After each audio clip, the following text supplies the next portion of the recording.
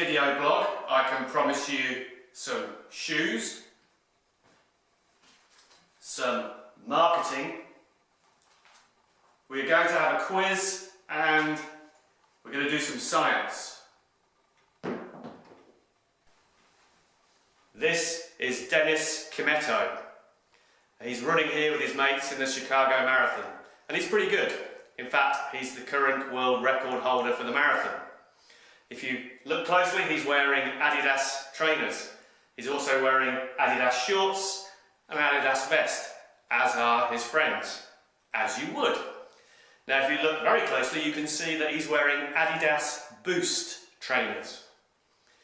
Now, you can't go out and buy Lewis Hamilton's current World Championship Formula 1 car. You can go out and buy Bradley Wiggins' bike, but it's going to cost you 15-20 grand. Dennis's shoes, 100 quid. There they are, the Adidas Boost. So these are my wife's Boosts. She likes them. She's had a few pairs of Boosts. They seem to give her the right amount of sort of shock absorption, compression. They feel comfortable for her, they're light, and all that is good. And look, they have this unique foam here, made up of kind of like, almost like this polystyrene type stuff. And that's miraculous rebound foam. Okay, so the miracle foam thing is simple. This thing here absorbs force, but it also rebounds back. It produces force. That was brilliant. Runners love energy for free. And you may remember the famous advert, dropping the big ball bearing, hits the ground, doesn't bounce, normal shoe bounces a bit, hits the Boost, trademarked now, massive bounce. In fact, some of the magazines really got carried away. I read an article about you drop the ball bearing and it bounces back higher. Those clever people at Adidas have only created perpetual motion, in fact, one step higher, perpetual energy production. Think about it, you drop your ball, it bounces back higher. That means it's got to go down again.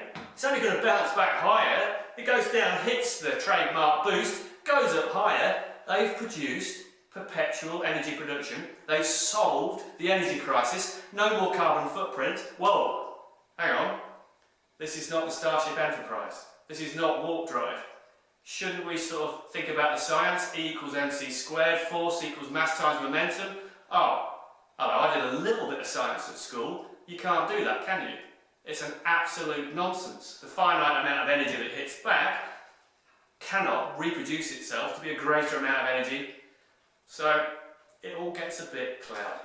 When you are running, you are this bundle of mass and momentum, particularly when you're in the air, sailing through the air, about to hit the ground. You've got one of these on your feet, because when you hit the ground, you're going to need some kind of interface. Well, over the last sort of 50 years we've had an interface. I suppose for the previous 330,000 years we had our feet. But we've got this layer of foam just here. It will produce some shock absorption, and it will produce a little bit of rebound. It's actually taking energy away from us mainly with the shock absorption. But to be honest with you, we don't really need these because we've got these, okay? The ankle, the knee and the hip. And they can really absorb force and produce force and dampen it down. The great big muscles of the butt, the thigh, the calf, the hamstrings. Those things are proper shock absorbers.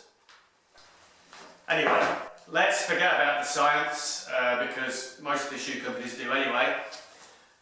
For example, this came through my door today, and you'll be pleased to know the Adidas Glide 6 is equipped with the endless energy return of Boost cushioning. Endless. So, now for the quiz. We know that Adidas trademarked their foam as Boost. But what about the other companies? Because they soon followed suit. Here we go. Let's start with Puma. Any ideas? Ignite. That's pretty good. What about Saucony? They went for Ever Run. Ever. Now, what about New Balance? They went for Fresh Foam. Yeah. So, Asics, they come back on song. They went for Ampli Foam. Amplifoam's brilliant, isn't it? I love that one. Hoka and Scott, they're two sort of new kids on the block. They went for R-Mat and E-Ride. You can put E in front of anything, can't you, these days? Nike, they went out on a limb. They went all 70s on the science. They went all space age. They went for Lunarmon. Love it. And then Brooks. I always think of Brooks as kind of like the tweed of shoes. You know, they're kind of like the sensible man's choice. But Brooks went for Bio-Mogo DNA. Bonkers. So let's get back to the shoes themselves. If all the manufacturers are producing miracle trademarked foams, then that really takes the hassle out of our buying choices, because they're all going to be pretty much the same, aren't they? You could drill down into the research. I'd need a long while, but on running shoes, it's so scant. Basically, there's good evidence that if the shoe is lighter, it takes less effort, it's less expensive to run over longer distances, and you may see improvement gains. But of course, you've got to cross-reference that against comfort and injury prevention. Research on the foams themselves is really scant, difficult to get hold of. I've seen some claims of 1 to 1.5% gains potentially in rebound foams with half-decent research.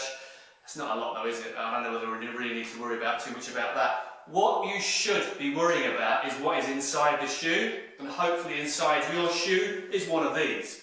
Now, these things are really smart.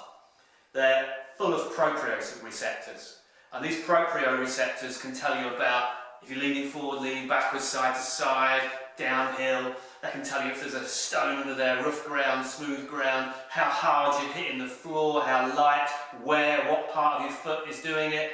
And all that information feeds back into your brain. Your brain decides, is that good or is it bad? And you know what? The old shoe manufacturers might be onto something, because they describe their shoes as having a great ride. Questionable. But that's not a bad phrase, because they're really saying it feels good. It feels good to run in them. And you know what? If it feels good, it's highly likely that you're going to perform well. So, kind of don't worry about what the foam is. Trust your feet. Trust your proprioceptors. If it feels good, go for it. Enjoy your running.